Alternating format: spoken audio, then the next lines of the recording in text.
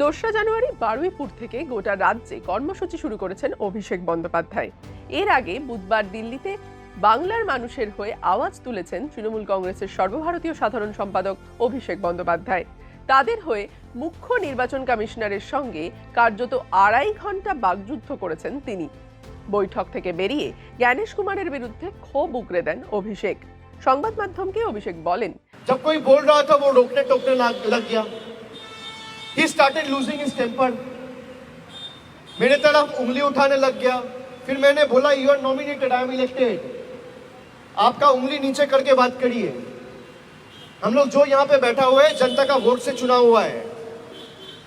BJP के बदौलत खाली आपका एक नोटिफिकेशन का बेसिस पे मैं यहाँ पे नहीं आया हूँ। We are answerable to the people at large. You are answerable to your masters. I am answerable to the people of my state. বিজেপির চক্রান্তে কমিশন বাংলার মানুষের সঙ্গে এমন আচরণ করছেন বলেই মনে করছে তৃণমূলের শীর্ষ নেতৃত্ব। যদিও অভিষেকের দিকে আঙুল তোলার ঘটনা নিয়ে তৃণমূলকে পাল্টা কটাক্ষ করেছেন বিজেপির রাজ্য সভাপতি শ্রমিক ভট্টাচার্য। এসব নিয়ে পশ্চিমবঙ্গের মানুষ চিন্তিত নয়। তৃণমূল কংগ্রেসকে মানুষ গ্রহণ করেছে, পরীক্ষা করেছে এবং এখন প্রত্যাখ্যান করছে। এখন কি মাথা উঠিয়ে বললো, কি আঙুল উঠিয়ে বললো, এসব নিয়ে পশ্চিমবঙ্গবাসীর কোনো চিন্তা নেই। মানুষ একটাই সিদ্ধান্ত নিয়েছে যে তারা 26-এর নির্বাচনে তৃণমূল কংগ্রেসের বিসর্জন দেবে। বিজেপির পাশাপাশি নির্বাচন কমিশনকেও আক্রমণ করলেন রাজ্য তৃণমূল কংগ্রেসের সহসভাপতি জয়প্রকাশ মজুমদার।